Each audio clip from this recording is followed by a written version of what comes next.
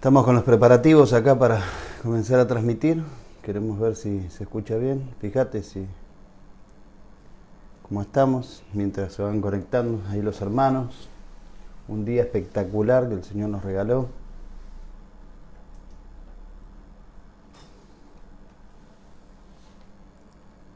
¿Se escucha? Y subirle volumen. Sí. ¿Se escucha? Buenísimo.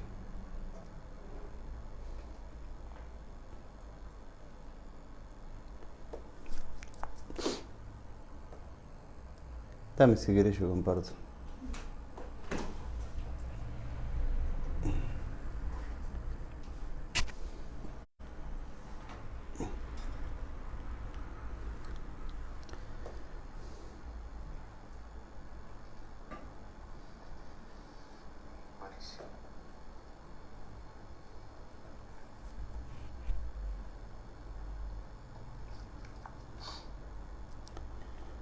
Estamos compartiendo. Ya en un cachito empezamos, ¿eh?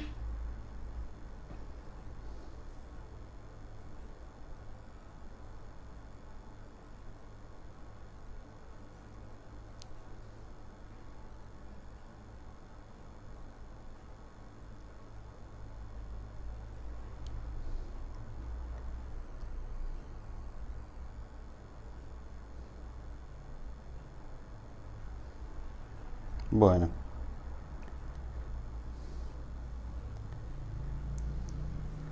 Hacemos un... Toma, Laura. Hacemos un repaso de las actividades. Primeramente, bueno, bienvenidos a casa. Bueno, este es el rincón de las transmisiones. Ya no sabemos dónde ponernos para transmitir. Hoy me quise sentar al banquito porque he parado es mucho tiempo, así que bueno, estamos cómodos acá, listos y preparados para compartir este estudio en esta mañana. Dije, bueno, vamos a repasar un poquitito la semana, ¿no? Bueno, ayer tuvimos el programa Desde Adentro, muy bueno, excelente. La verdad que nos divertimos mucho y la pasamos muy bien y recibimos un buen contenido. La verdad que el contenido es excelente, muy bueno. Y bueno, quiero felicitarles ahí a todos los que están trabajando en la producción.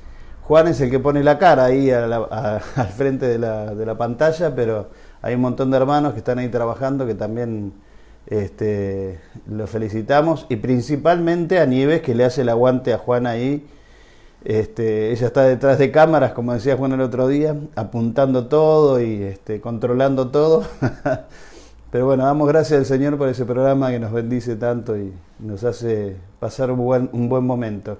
Y siempre se nos pasa rápido. Cuando estábamos ahí ya empalagados, queriendo disfrutar de más, se terminó. Pero es mejor que nos quedemos con ganas a que nos cansemos de verlo. Así que bueno, y también recordarles que mañana a la mañana tenemos un tiempito así, que hablamos cosas de familia, bueno, con respecto a la iglesia, hacia el futuro, y transmitimos un saludo de un pastor del exterior que nos trae una palabra de reflexión, de ánimo para la iglesia. Así que les animamos a estar mañana también a las 10:30 de la mañana.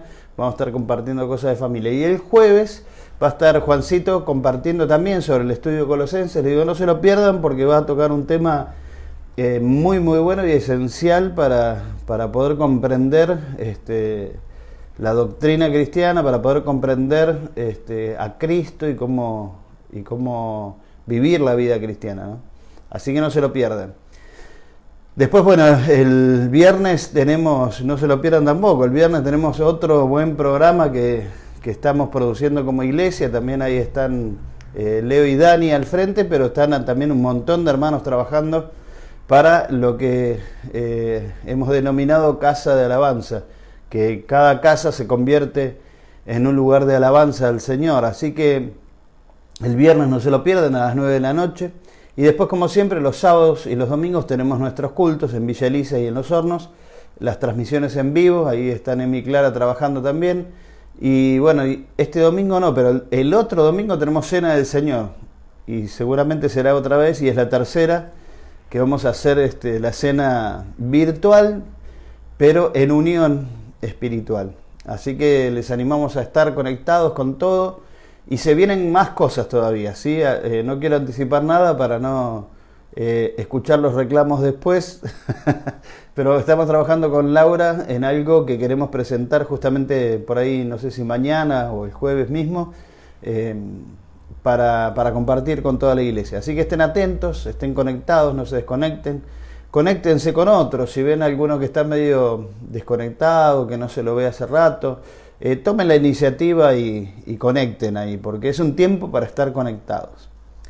Bien, si les parece podemos hacer una oración y comenzar en esta mañana preciosa que el Señor nos regaló con el estudio de Colosenses, que hoy vamos a ver un poco a través del ministerio de Pablo a quién servimos. Así que oremos al Señor y pidamos su bendición en esta mañana. Amado Padre, te damos gracias, Señor, por esta mañana hermosa que nos has regalado.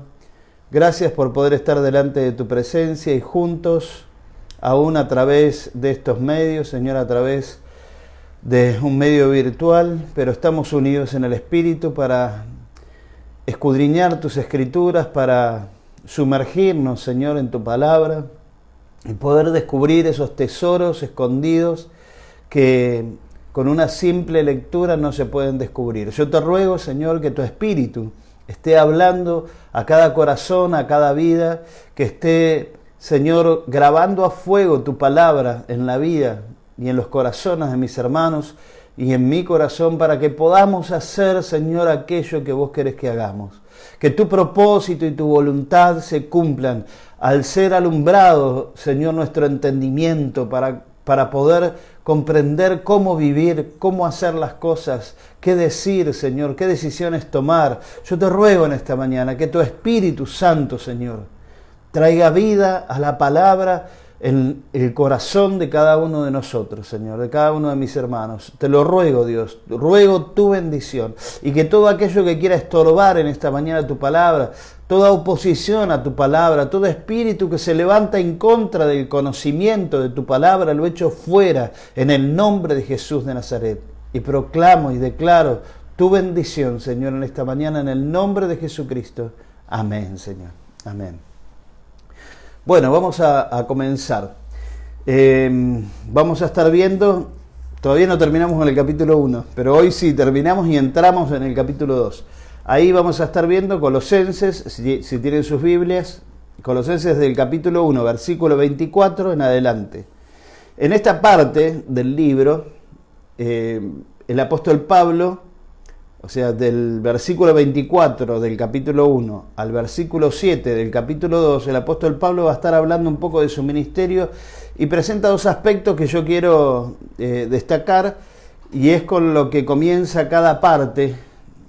En la primera parte, él habla del ministerio hacia los gentiles y habla de lo que sufre, de lo que padece por ese ministerio.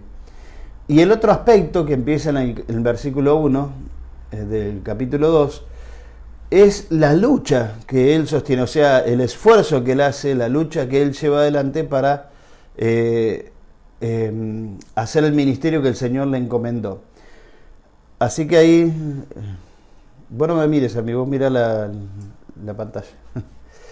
Vamos a estar hablando del ministerio de Pablo, ¿sí? Y el primer aspecto, como dije, es el padecimiento ministerial, que está ahí en Colosenses en el capítulo 1 del versículo 24 al 29. Y ahí va a hablar de un tema que es alegría en el sufrimiento, ¿sí? Y parecería una contradicción esto, ¿no? ¿Cómo puedes estar alegre si estás sufriendo? Pero eso es, bueno, un poco lo que vamos a ver.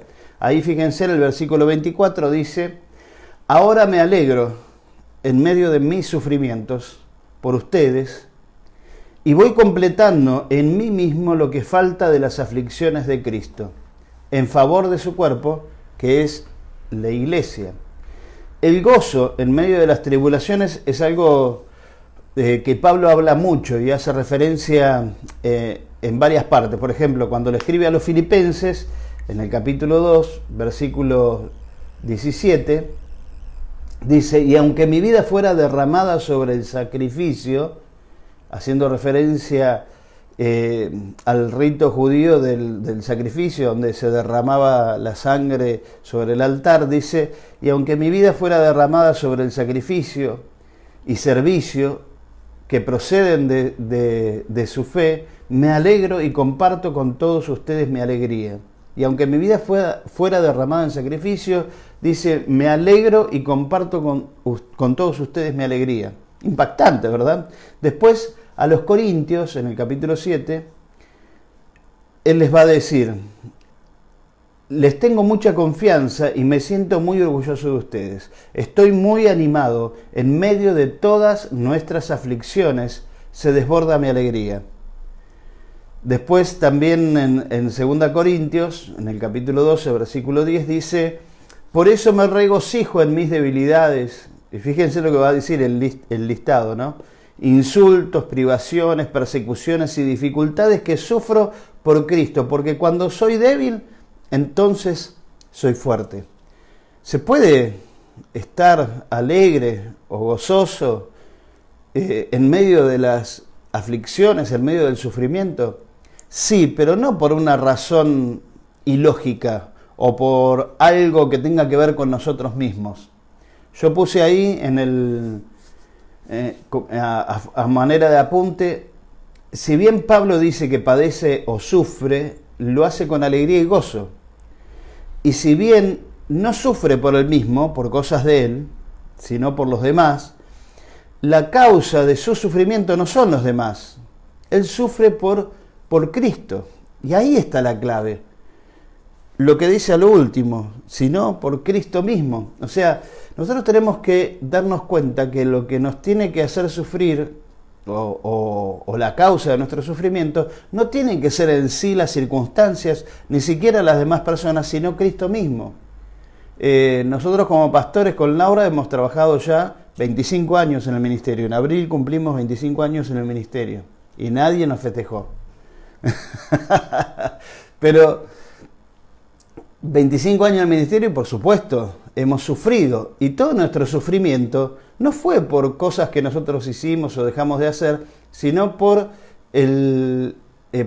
estar relacionado con otras personas. Todo nuestro sufrimiento, o el 90% de nuestro sufrimiento, fue a causa de las personas con las cuales nos relacionamos. No se pongan mal, pero es así, es verdad. Nuestro sufrimiento ha sido a causa de las personas con las cuales nos relacionamos. Y nosotros podríamos estar enfocados y diciendo, estamos sufriendo por culpa de ustedes, pero nosotros ¿qué hacemos? Enfocamos nuestro sufrimiento en Cristo y decimos, Señor, estamos sufriendo por vos. No estamos sufriendo porque las personas nos hacen sufrir o porque las personas no nos hacen caso, porque las personas no hacen lo que nosotros queremos o esperamos, o la expectativa que tenemos no se cumple.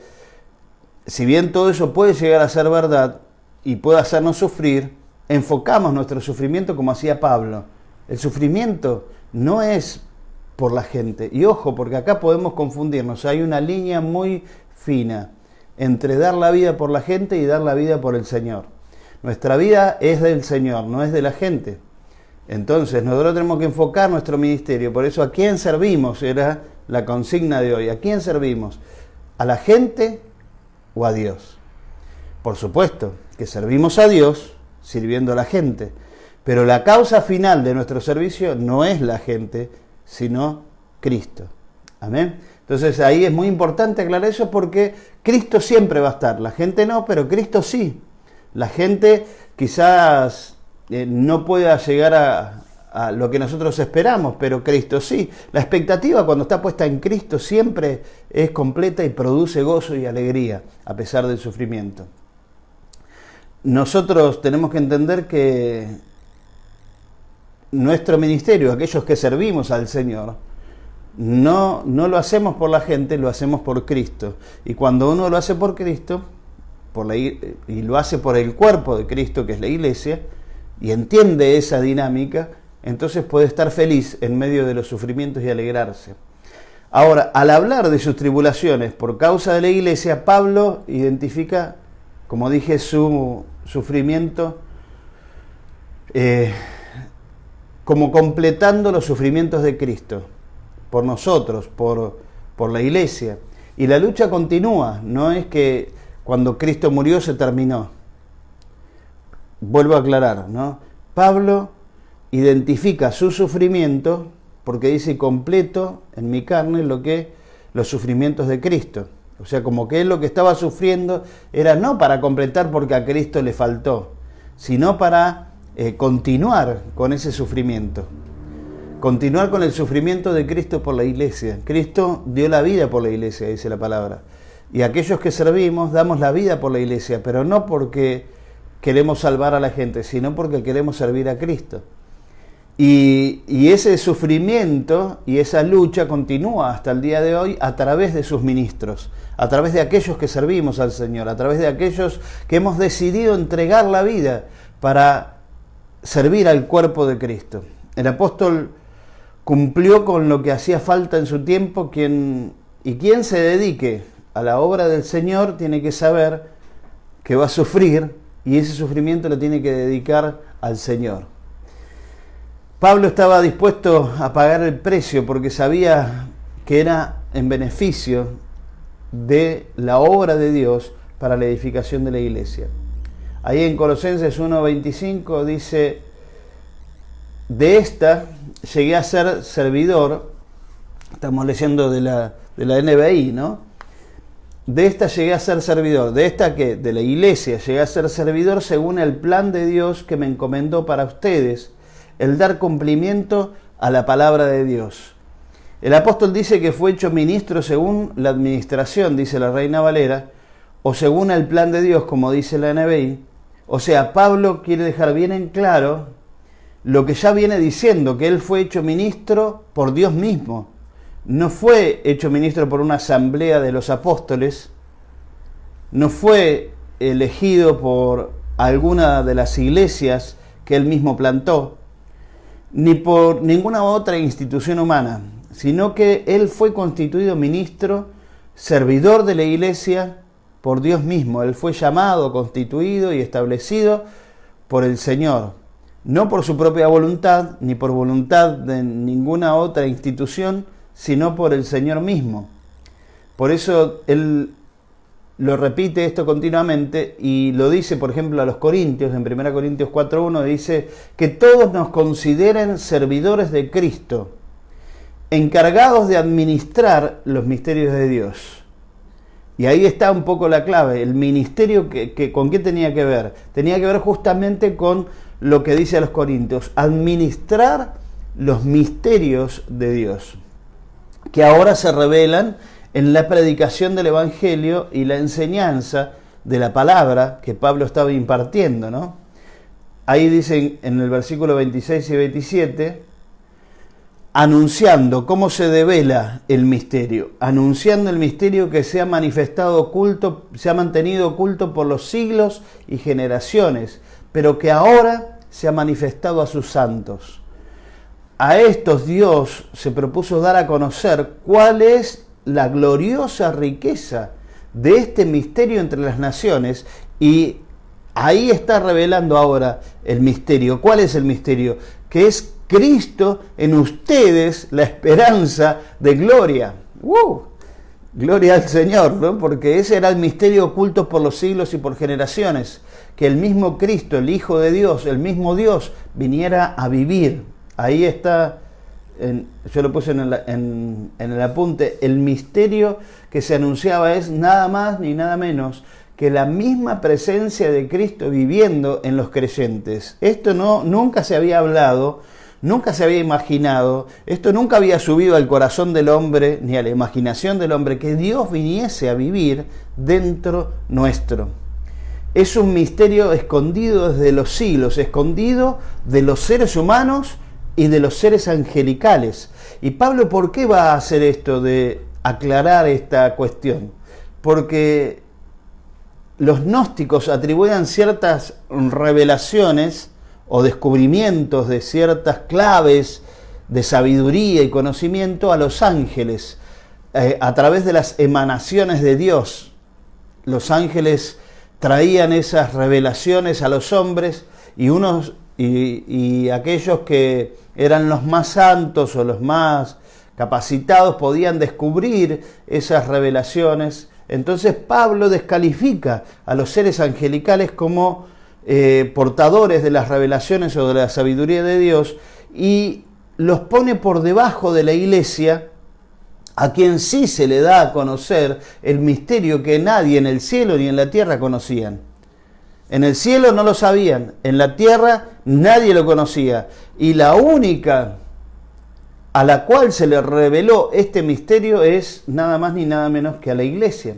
Por eso Pablo le va a decir a los Efesios en el capítulo 3, versículo 10, para que la multiforme sabiduría de Dios sea ahora dada a conocer por medio de la iglesia a los principados y potestades en los lugares celestiales. O sea, los ángeles no sabían de esto y la que se lo da a conocer es la iglesia.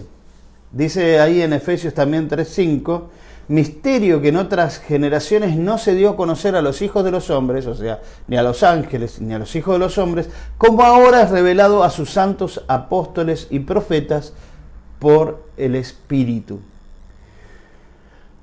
Pablo acumula frase sobre frase para recalcar la grandeza de la bendición en Cristo que Dios le concede a los que no son judíos, a los gentiles. Ahí dice en Efesios 3, versículo 8, dice, aunque soy el más insignificante de todos los santos, recibí esta gracia de predicar a las naciones las incalculables riquezas de Cristo. Él habla de este conocimiento como la riqueza más grande del mundo, como la riqueza más grande del universo. Descubrir esto es descubrir las riquezas que no son materiales, pero que te van a hacer rico y te van a dar vida y vas a poder disfrutar en abundancia, porque uno cuando es rico no tiene límites. Cuando uno es rico puede tener lo que quiere, cuando uno es rico puede hacer lo que se le antoja, perdón la palabra, pero cuando uno es rico espiritualmente no tiene límites, cuando uno es rico espiritualmente no tiene escasez, no tiene necesidad, tiene recursos sin fin para dar continuamente, para dar. No importa que pase el tiempo, no importa la circunstancia que esté viviendo, no importa la situación económica del país, no importa tu situación económica. Si sos rico en Cristo, tenés siempre para dar algo que no se puede comprar con dinero, algo que no se puede acumular materialmente, algo que puede ayudar infinitamente a la gente y darle la mejor calidad de vida. La mejor calidad de vida no es tener abrigo, sí, entiéndase, lo material es muy importante y aún Cristo dijo, cuando lo hiciste a los más pequeños me lo hiciste a mí, o sea, dar de comer, abrigo, pero eso no es solamente lo que la gente necesita. A veces la gente tiene abrigo, tiene comida y tiene lo que necesita físicamente, pero no tiene lo que verdaderamente necesita, que es a Cristo, que es la vida misma. Dice ahí la palabra que el apóstol Pablo habla de la sabiduría de Dios, del conocimiento de Dios como las incalculables riquezas de Cristo. Y de alguna manera remarca esto porque cuanto más baja fue la degradación de los incrédulos cuando no creíamos, tanto más alta es la riqueza de la gloria a la cual nos eleva el Evangelio de Cristo. O sea, como dijo Jesús, a aquel que se le perdonó más es el que más va a amar. Contra más bajo caíste, contra más miserable fuiste, ahora en Cristo vas a disfrutar más de las riquezas de la gloria de Cristo. Vas a disfrutar más de las bendiciones porque es de la manera en que esto funciona. Aquel que se le perdonó menos va a amar menos, pero aquel que se le perdonó más va a amar más. Esto era un misterio, pero dice en Efesios 2:12, en aquel tiempo estabais sin Cristo, alejados de la ciudadanía de Israel y ajenos a los pactos de la promesa, sin esperanza y sin Dios en el mundo. Esto, como dije, era un misterio, ya que era impensado que Dios habitase en medio de cualquier ser humano. Y acá viene otro tema que es muy importante, ¿no? Que es perfectos en Cristo. O sea, hablando de la tarea del ministerio de Pablo, ¿cuál era la tarea? Era anunciar la palabra, pero no termina ahí con el anuncio, para que le llegue el conocimiento, para que le llegue la riqueza, sino que además Pablo también habla de amonestar y enseñar. Fíjense ahí en los versículos 28 y 29 del capítulo 1, dice: a quien anunciamos, amonestando a todo hombre y enseñando a todo hombre en toda sabiduría, a fin de presentar perfecto en Cristo Jesús a todo hombre, a todo ser humano, por lo cual también trabajo luchando según la potencia de Él, la cual actúa poderosamente en mí. El verbo en griego que dice amonestando a todo hombre, amonestando, es de la misma raíz del sustantivo que Pablo usa para amonestación en Efesios. Fíjense ahí en el capítulo 6, versículo 4, que dice: y vosotros, padres, no provoquéis a ir a vuestros hijos, sino criadlos en disciplina y amonestación del Señor. Y ahí yo apunté, las dos palabras conllevan la misma idea de fijar convicciones en la mente. Fijar convicciones en la mente. Sin duda, él llevaba a cabo esa amonestación e instrucción para corregir la falsa enseñanza que estaban recibiendo los colosenses. Falsa enseñanza que, si bien lo mencionaban a Cristo, o sea, no lo negaban del todo, era muy, muy finito el hilo de separación.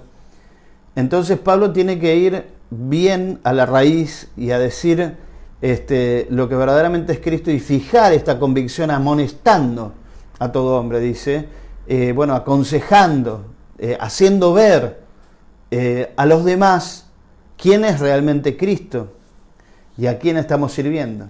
Su propósito, yo apunté ahí, no era entregarlos en manos de los herejes, sino presentar perfecto, o sea, teleión es la palabra en griego que significa maduro, en Cristo Jesús a todo hombre, no perfecto en el sentido de la perfección total, porque la verdad que no somos totalmente perfectos, pero sí podemos ser totalmente maduros, completos, enteros.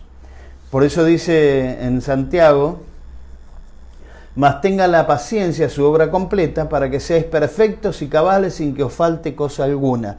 Y la madurez tiene que ver con eso, que estamos completos, que no nos falta nada para madurar, que ya estamos maduros, que ya entendemos las cosas, tenemos conocimiento y sabiduría para vivir. Pablo estaba interesado en que los creyentes no se quedaran como niños espirituales. Y eso es muy interesante. Su ministerio, y por lo cual sufría él, y es lo que aclara al principio de lo que leímos: estoy sufriendo por ustedes. ¿Qué era lo que sufría? Para que ustedes no sean engañados como niños, no queden en una niñez espiritual sin poder discernir y entender las cosas. ¿No se dan cuenta de lo que está pasando? ¿No se dan cuenta que es mentira lo que están diciendo? ¿No se dan cuenta que esta idea no es de ustedes, no es de Cristo, no es de la palabra? Hay que tener mucho cuidado, porque el engañador está constantemente bombardeándonos con información, con ideas, con cosas y enseñanzas que no son de Cristo. Y eso hasta el día de hoy, hermanos. Tengan cuidado. Por eso Pablo estaba muy interesado en que ellos no quedaran en una niñez espiritual. Esto se lo dice a los corintios también. Dice ahí en el capítulo 3, versículo 1: yo, hermanos, no puedo dirigirme a ustedes como espirituales, sino como inmaduros. Apenas niños en Cristo, les dice. Les di leche porque no podían asimilar el alimento sólido y no pueden todavía. O sea, es fuerte lo que dice, ¿no, Pablo? Ustedes a veces se quejan de que yo predico fuerte, pero Pablo se la daba en la nuca, ¿no? Pero dice, ustedes todavía no son espirituales, son inmaduros, no pueden discernir. Esto también lo dice el escritor de Hebreos, que todo aquel que participa de la leche, Pablo decía, les tuve que dar leche, no les pude dar alimento sólido. Y algunos tenemos que volver a darle leche, están siempre en un estado de niñez, de inmadurez. Dice Hebreos 5, 13 y 14, dice, y todo aquel que participa de la leche es inexperto en la palabra de justicia, porque es niño, pero el alimento sólido es para los que han alcanzado madurez, para los que por el uso tienen los sentidos ejercitados en el discernimiento del bien y del mal. Discernir es separar. vos sabés qué es de Dios y qué no es de Dios, qué es de Cristo y qué no es de Cristo. Ahí yo apunté, para esto Pablo empleaba todas las fuerzas que Dios le había dado. Desarrollar la madurez de los creyentes requiere mucho trabajo, copio en griego, o esfuerzo. ¿No está eso? No, te equivocaste de placa. Ah, me equivoqué de placa. No, Ah, te leían. ¿No está esa? Bueno. Entonces, decía Pablo que para esto él trabajaba. La palabra trabajo que usa ahí del griego copio es esfuerzo agotador. ¿Viste? Cuando ya no tenés más fuerzas para, no sé si han trabajado hasta el punto de no tener fuerzas para hacer el trabajo. Yo recuerdo que, bueno, yo en mi corta vida he hecho trabajos de lo que se imaginen, pero siempre recuerdo más que todos los trabajos, el trabajo donde ha requerido un esfuerzo físico. Por ejemplo, ayudante de albañil. Algunos de ustedes, si ha trabajado de ayudante de albañil, lo primero que le hacen hacer al ayudante de albañil, aparte de preparar el pastón, la mezcla del cemento con piedra, qué sé yo, es picar pared. ¿Han picado pared alguna vez? Hay paredes, hermanos, que parecen los muros de, no sé, y al punto de no poder levantar la masa para golpear otra vez y pegarte en la mano, ¿viste? Ese trabajo agotador, que se te agotan las fuerzas, que ya no tenés más fuerzas para hacerlo. Es el trabajo que hacía Pablo para que los colosenses pudieran crecer, madurar y ser presentados perfectos en Cristo. Y de alguna manera quiero decirles, entre paréntesis, es también nuestro trabajo y es el trabajo de todos aquellos que servimos al Señor sirviendo a la iglesia, sirviendo a los hermanos. Y acá entramos en el segundo punto. Recuerden que hoy vamos a ver 2 puntos nada más. Una era el sufrimiento del ministerio de Pablo y otra es la lucha que Pablo sostiene. Y acá entramos en el capítulo 2. Gloria. Después de 4 encuentros entramos en el capítulo 2. Quédense tranquilos que ahora viene todo más rápido. Vamos a terminar en 3 o 4 encuentros más. La lucha que Pablo sostiene no es solo para presentarlos perfectos en Cristo, sino también para que puedan conocer más y más al Señor, para que sus vidas puedan reflejar a Dios. Y acá entra en la riqueza de entender.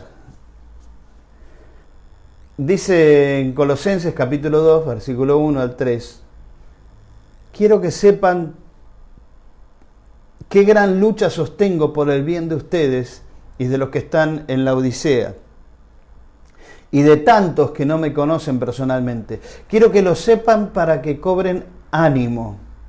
Miren lo que dice, ¿no? Quiero que lo sepan para que cobren ánimo, permanezcan unidos por amor y tengan toda la riqueza que proviene de la convicción y del entendimiento. Así conocerán el misterio de Dios, es decir, Cristo.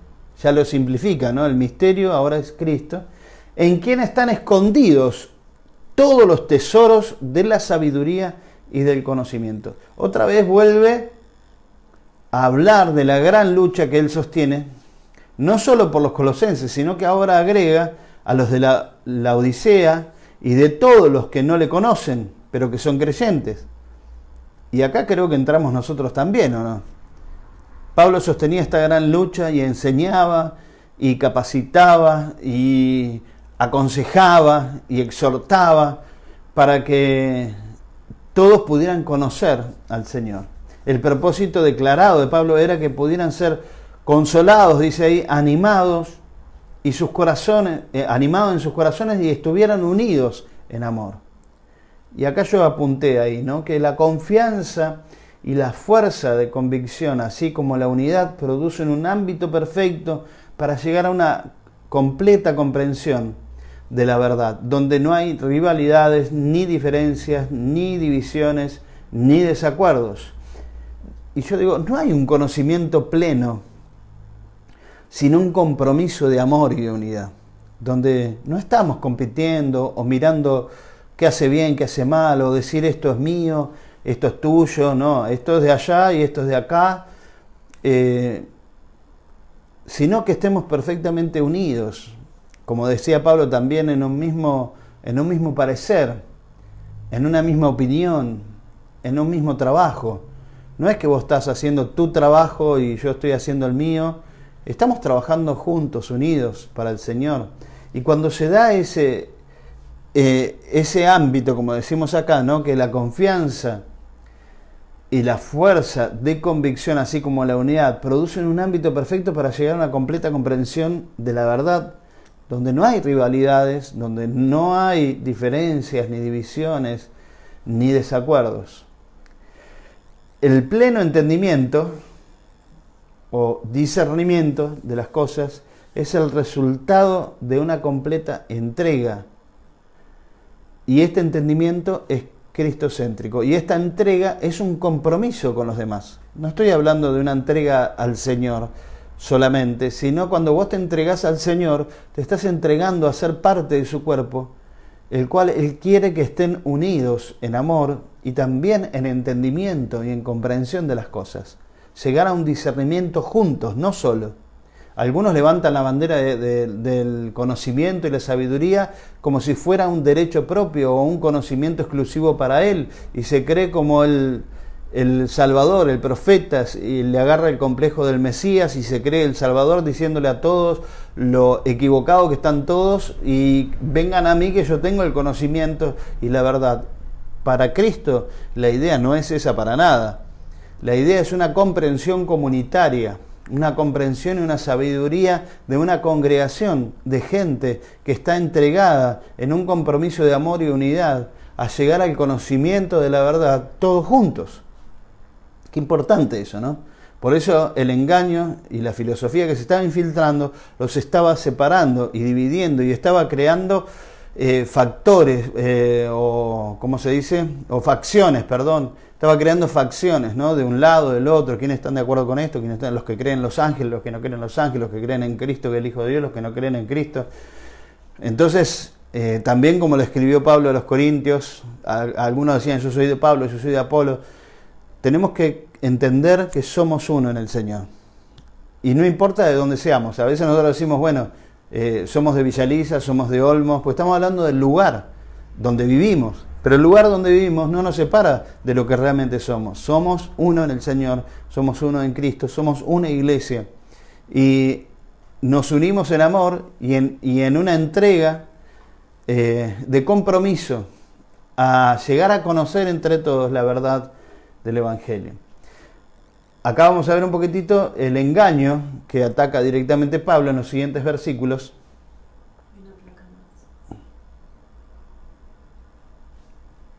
Ah, estaba esa también. No sé cómo puede llegar a hacer esto. Si yo lo saqué de acá, de esto, o vos hiciste otra cosa, ¿no? Bueno, el engaño. Colosenses 2, del 4 al 5, dice, y esto digo para que nadie os engañe. O sea, esto que digo es lo que venía diciendo, ¿no? Y esto lo digo para que nadie os engañe con palabras persuasivas, porque aunque estoy ausente en cuerpo, no obstante en espíritu estoy con vosotros, gozándome y mirando vuestro buen orden y la firmeza de vuestra fe en Cristo. Solamente este conocimiento y sabiduría que está en Cristo pueden guardarnos a nosotros, los que creemos en Él, de ser engañados con palabras persuasivas. O sea, ¿qué serían esas palabras persuasivas? La idea es que usa una idea aceptable, pero falsa, ¿sí? Ahí yo quiero leer de varias traducciones. ¿Se acuerdan que cuando comenzamos el martes pasado yo les mostré algunos libros? Bueno, y entre ellos varias versiones de la Biblia. Por eso es importante tener varias versiones de la Biblia para descubrir qué está diciendo. Por ejemplo, la NTV dice, traduce argumentos ingeniosos. ¿De qué estamos hablando? Cuando habla dice, nadie os engañe con palabras persuasivas, nadie te engañe con argumentos ingeniosos, dice la NTV. La NBI dice argumentos capciosos. La Biblia textual dice sofismas, nadie os engañe con sofismas. ¿Qué es sofismas? Justamente es un argumento falso o capcioso que se pretende hacer pasar por verdadero. O sea, es muy finito, ¿viste? Porque tienen hasta evidencias y todo, ¿no? La traducción de la Biblia que se llama La Palabra, ¿sí? Dice palabras engañosas. La verdad y el poder de persuasión no siempre están relacionados. El error puede convencer y a veces la verdad no es persuasiva. Interesante, ¿no? Porque a veces la verdad no suena como algo que te convence. En cambio, un error te puede llegar a convencer de que es la verdad. Hay que tener mucho cuidado. Pablo expresó esta misma exhortación en sus cartas en varios lugares. Por ejemplo, a los Corintios le dice: si alguien llega a ustedes predicando a un Jesús diferente del que les hemos predicado nosotros, o si reciben un espíritu o un evangelio diferente de lo que ya recibieron, a ese lo aguantan con facilidad, dice. Claro, porque a Pablo ya no lo aguantaba más, los corintios no le querían ayudar económicamente, no le querían recibir, le huían a Pablo, ¿viste? Entonces Pablo dice, claro, si viene cualquier otro que le habla de un Jesús diferente, predicando un evangelio diferente, y ustedes lo reciben fácilmente, ese espíritu lo reciben, y a mí no, dice Pablo, estaba reclamando. A los Gálatas también le reclaman, el capítulo 1, versículo 6, dice: me asombra que tan pronto estén dejando ustedes a quien los llamó por la gracia de Dios, a Dios, por la gracia de Cristo, para pasarse a otro evangelio. Estaba admirado Pablo. Estoy maravillado, dice la Reina Valera. Puesto que su fe inicialmente, de los colosenses hablando, había sido puesta en forma decisiva en el Evangelio de Cristo, Pablo los exhorta a que no abandonen esa fe y a cambio de alguna filosofía extraña, ¿no? Que no abandonen, no dejen cualquier filosofía, cualquier idea que viene, entonces ustedes la agarran y se pierden. Si no lo hacen así, o sea, si no se afirman en la fe y no se afirman en el conocimiento del Evangelio, por eso es muy importante conocer la palabra y conocer a Cristo, porque si no vas a ser llevado para acá y para allá. Dice ahí en Efesios 4, dice, así ya no seremos niños, zarandeados por las olas y llevados de aquí para allá por todo viento de enseñanza, y por la astucia y los artificios de quienes emplean artimañas engañosas. O sea, de los profesionales del engaño, diría yo.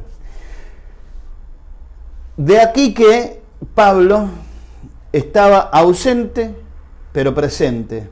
Él se gozaba de ver el buen orden, dice, y la firmeza, la solidez de la fe de los colosenses.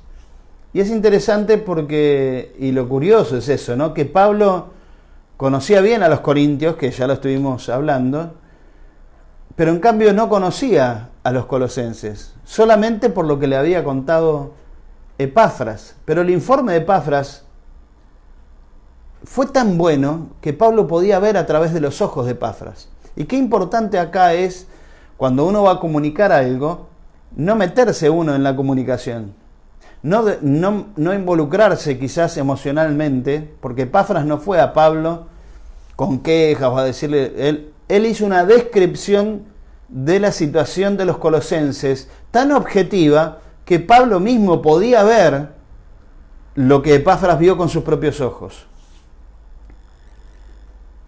Se entiende, ¿no? Qué interesante eso, ¿no? Un detalle que puede pasar desapercibido en una simple lectura, pero ahora profundizando un poco más, ¿por qué Pablo podía ver la firmeza y el buen orden? Porque lo podía ver, podemos decir, porque estaba en el Espíritu orando por los colosenses y el Espíritu Santo le podría mostrar, pero también está el informe de Epafras, y yo creo que está la combinación de las dos cosas. Lo que Pablo puede ver en el Espíritu, porque uno se da cuenta en el Espíritu y ve mucho más allá de lo que las personas le están contando, y eso es algo que nosotros experimentamos, pero en el caso de Pablo estaba viendo a través de los ojos de Epafras el buen orden y la firmeza de los colosenses. Y ahí también habla de esa firmeza y de esa fe y de ese buen orden en Cristo. Y ahí yo puse la fórmula en Cristo. Está, ¿no? eis Christón, da a entender con toda claridad que Cristo es el objeto de la fe y que el aspecto principal de esta fe se ve en un total entregarse en los brazos del Salvador. Ayer con Laura hicimos un ensayo, pero ahora no tenemos lugar acá para hacerlo. Pero seguramente ustedes habrán visto ese ejercicio de confianza, donde una persona se para detrás de otra y esa persona que está delante se entrega así, se cae para atrás esperando que el otro la reciba. Es un ejercicio de confianza. Bueno, acá es lo mismo. Ese en Cristo es un echarse en los brazos, un dejarse caer, un descansar total en Cristo. Que todo lo que hacemos, nuestra firmeza, nuestro buen orden, nuestro trabajo, nuestro esfuerzo en el Señor es en Cristo, entregados completamente en sus brazos. Finalmente, digo finalmente porque se crean que yo voy terminando, pero termino con esto, ¿no? Vivir en Cristo. Colosenses 2, del 6 al 7, que son los últimos versículos que vamos a ver. Dice, por tanto, de la manera que habéis recibido al Señor Jesucristo, andad en Él, arraigados y sobreedificados en Él, y confirmados en la fe, así como habéis sido enseñados, abundando en acciones de gracias. Voy a ir rápido. Ahí dice, estos dos versículos concluyen el argumento de Pablo, que Pablo inició en el capítulo 1, versículo 15 de Colosenses. El punto que expone puede resumirse de la siguiente manera, y acá hacemos un resumen de todo lo que vimos hasta ahora. A. La exaltación divina pertenece a Cristo, ¿sí? De los versículos 15 al 20, del capítulo 1. Cristo es la reconciliación con Dios. Cristo es la revelación del misterio escondido. En Él está la madurez de los creyentes. En Cristo está la sabiduría y la comprensión. Por lo tanto, los creyentes deben seguir viviendo en Él. La vida cristiana tiene que seguir tal como empezó. De la manera que habéis recibido al Señor Jesucristo, andad en Él. Con esa fe, esa entrega, esa pasión, ese primer amor, como habla Apocalipsis, tiene que continuar nuestra vida de esa misma manera, de cómo nos entregamos, cómo recibimos. La Reina Valera traduce andar, y parece contradictorio cuando dice arraigados y edificados en Él, o sea, las dos ilustraciones favoritas de Pablo, ¿no? La edificación y la siembra o el campo, ¿no? Pero parecería contradictorio, ¿por qué? Digo, porque ¿cómo va a andar un edificio? ¿Cómo va a andar un campo?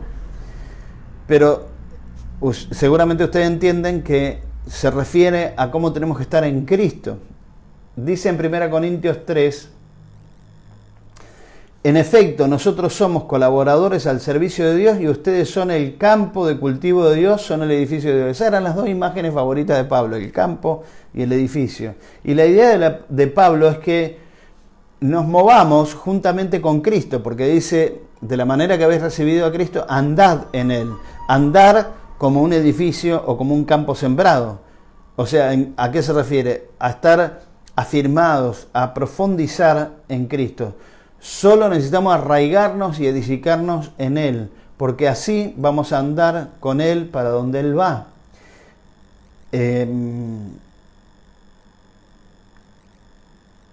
Estas frases que Pablo usa, ¿no? de andar en Él, de edificarnos en Él, de echar raíces en Él, es un poco lo que usa Salomón cuando una imagen no basta para abarcar toda la verdad, todos los aspectos de esa verdad, usa otras imágenes para reforzar eso que está diciendo. Así que andar, caminar, vivir, la primera imagen, ¿no? Andar en Cristo, que expresa el pensamiento, la idea de movimiento, de ir hacia adelante, ¿no? Andar en Cristo, moverse, es acompañada por dos imágenes más que lo completan. Ese andar no tiene que ser un andar para cualquier lado, sino tiene que ser algo planificado como un edificio, tiene que ser algo tan profundo como las raíces que echa una planta, ¿no? Ahí están esas dos ideas, arraigados, está en el tiempo perfecto. Fíjense qué interesante esto, ¿no? Y por eso lo destaqué. Arraigados está en el tiempo perfecto o pasado. En el tiempo pasado, dando a entender su conversión y el pasar a formar parte en él de su cuerpo. o sea, arraigados, así como recibiste a Cristo. Y sobreedificados es tiempo presente en el griego, que da a entender un crecimiento progresivo en el conocimiento y la madurez espiritual mediante la unión con Él. Entonces, la auténtica vida cristiana se caracteriza por la inmovilidad, o sea, no nos movemos. ¿De dónde no nos movemos? De Cristo. Pero tenemos que estar creciendo constantemente y avanzando constantemente en Cristo. De Cristo no nos movemos. Creo que está claro, ¿verdad? Arraigados y cimentados en Él, edificados en Él, sobreedificados en Él, y donde Él se mueve nosotros vamos. Debemos estar dispuestos siempre a aprender y ser enseñados, pero no de tal modo que nunca podamos llegar al conocimiento de la verdad. El verdadero conocimiento espiritual, yo apunté ahí, tiene mucho más que ver, y presten atención a esto, tiene mucho más que ver con nuestra profundización en lo que ya nos enseñaron que en la adquisición de nuevos dones, conocimientos o manifestaciones espirituales. Por último, Pablo agrega, abundando en acciones de gracias. Esto habla de estar completos, tranquilos, apreciando lo que estamos recibiendo, dándole importancia y valor, porque si no apreciamos, esto, volvé para atrás. O sea, cuando uno está tranquilo, está saboreando lo que le dan, ¿no? O lo que le estamos enseñando, entonces no tiene necesidad de estar buscando por otros lados otras verdades, otras ideas, otros conceptos que te completen. Pero a veces sí es verdad que vos podés estar en una iglesia donde no se enseña la verdad y sufrís hambre, y entonces vas a comer de cualquier lado. Pero otras veces en la iglesia que estás se enseña la verdad, pero no la estás apreciando, no la estás disfrutando, y estás queriendo comer comida chatarra, comida que parece más rica, comida que parece mejor, pero que no lo es, y no estás apreciando el plato de sopa bien nutritivo que te está preparando tu iglesia en tu lugar. Un creyente bien arraigado, que está creciendo y que es agradecido, no puede ser fácilmente engañado. Si sus raíces espirituales están profundamente arraigadas en Cristo a través de la enseñanza que se le está dando, no va a desear otro suelo en donde echar raíces. Si Cristo es su fundamento, no tiene por qué moverse de esa verdad. Y si está estudiando y creciendo en la palabra, no será fácilmente seducido por una falsa doctrina. Y ahora sí, lo último. Y si su corazón abunda en acciones de gracias, apreciando y dando valor a lo que está recibiendo de parte de sus maestros, hermanos, pastores, etc., ni siquiera pensará en abandonar la plenitud que tiene en Cristo. Así que, amados hermanos, hemos llegado al final de esta clase, de este estudio de Colosenses. Espero que les haya sido nutritivo y que estén disfrutando de la comida que le estamos dando, porque realmente, como Pablo, estamos luchando y esforzándonos en hacer todo esto para compartir con ustedes, de manera que ustedes lleguen a estar completos en Cristo, maduros, creciendo, profundizando sus raíces en la verdad, en el conocimiento de la palabra. Así que anhelamos de todo corazón que el Señor les bendiga mucho en este tiempo de cuarentena. Quédense en casa. El virus está desplegando por todos lados. Quédense en casa, cuídense y sepan que el Señor está en control de todas las cosas. Sigan profundizando en estos estudios que van a estar, bueno, ahora están en Facebook, ¿sí? Ustedes entran en la página de la Iglesia Bautista Sion, van a videos y ahí los van a encontrar. Pero también los van a encontrar en el canal de YouTube de la iglesia, ¿sí? También Iglesia Bautista Sion, van a encontrar estos videos para poder seguir examinándolos. Y cualquier cosa que ustedes tienen, como siempre dice Juan también, cualquier cosa que ustedes tengan para compartir, para acompañar este estudio, si quieren compartir algo que les haya sido de bendición, una palabra que les haya edificado, que les haya cambiado, sería muy bueno que lo puedan compartir. Y si ustedes quieren dar también una clase de este estudio, sería genial, sería maravilloso. Así yo descanso un poco. Bueno, que Dios los bendiga. El jueves. Sí, que Dios los bendiga. Y el jueves, recuerden, a las 10 de la mañana vamos a estar también transmitiendo en vivo lo que va a estar compartiendo Juan. ¿Sí? No cortamos enseguida para que no se les corte antes de tiempo el video. Esperamos unos segundos. Así que les saludamos en el amor de Cristo. El abuelo está ahí atrás. Pasa la mano por adelante. Que Dios les bendiga a todos. Esperamos que pueda ser de bendición todo esto que estamos haciendo.